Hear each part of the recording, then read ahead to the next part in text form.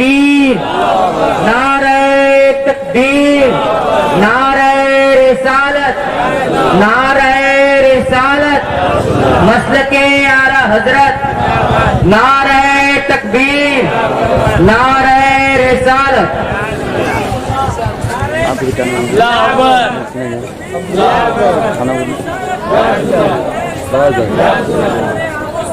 نعرہ تکبیر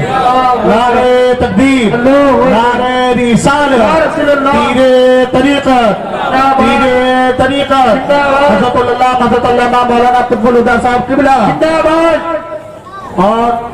حضرت اللہ مولانا عبد الصمد صاحب قبلہ نعرہ تکبیر نعرہ رسالت یا رسول اللہ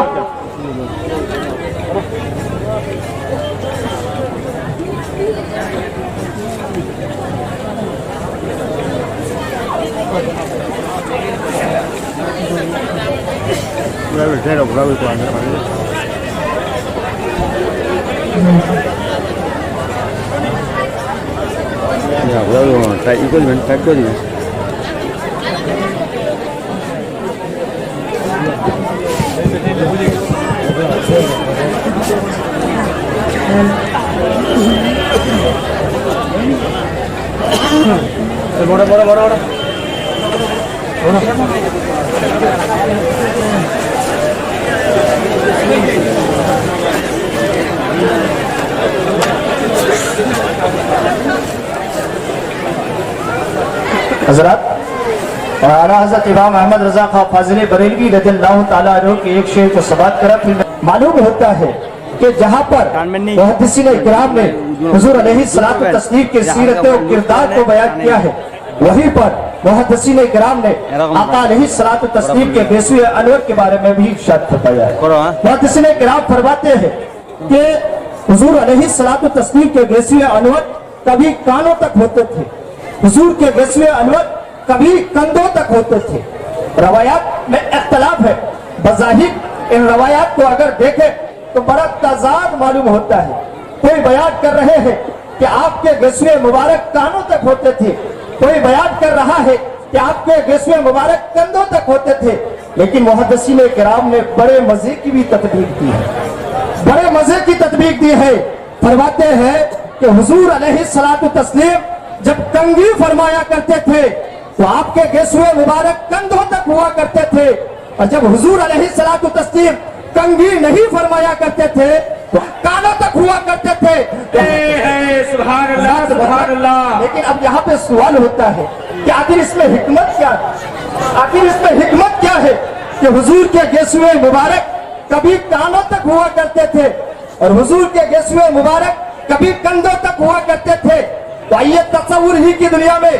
بریلی کی سرزمین پہنچتے ہیں اور 14ویں صدی کے مجدد دین ملت امام احمد رضا خان فاضل بریلوی رضی اللہ تعالیٰ عنہ سے عرض کرتے ہیں کہ آپ تو عاشق رسول ہیں، آپ تو محب رسول ہیں،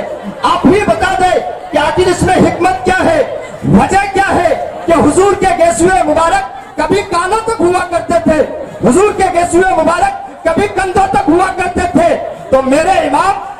احمد رضا خان فاضل بریلوی ارشاد فرماتے ہیں کہ حکمت یہ ہے کہ گوشت سے سنتے تھے فریاد، اب آئے تادوش تا بنے کھانا بدوشوں کے سہارے سے۔ مطلب یہ ہے کہ جب حضور علیہ الصلوۃ والتسلیم کا بیسوئے مبارک کانوں تک ہوا کرتے تھے تو آقا علیہ الصلوۃ والتسلیم کا ارشاد ہوا کرتا تھا، اے فریادیوں سنو سنو، تمہاری فریادیں سننے کے لیے محمد رسول اللہ کے دو کان ہیں۔ جب حضور کے بیسوئے مبارک کندھوں تک ہوا کرتے تھے تو آقا علیہ الصلوۃ والتسلیم کا ارشاد ہوتا تھا، اے در در بھٹکنے والے، تمہیں در در بھٹکنے کی ضرورت نہیں ہے، ارے تمہارا بوجھ اٹھانے کے لیے محمد رسول اللہ کے سبحان اللہ۔ نعرہ تکبیر نعرہ تکبیر نعرہ رسالت نعرہ رسالت جس نے رستار بندی نعرہ تکبیر نعرہ رسالت سبحان اللہ۔ اسی کو میرے امام احمد رضا خان فاضل بریلوی رضی اللہ تعالیٰ عنہ نے شعر میں جمع فرمایا کہ گوشت سے سنتے تھے فریاد، اب آئے تادوش تا بنے کھانا بدوشوں کے سہارے کے۔ حضرت نہایت ہی مبارکبادی کی لائق ہے اراکین، اس ادارے کے اراکین، اس ادارے کے ممبران کہ جن کی انتھک کوشش محنت کے بعد آج یہاں سے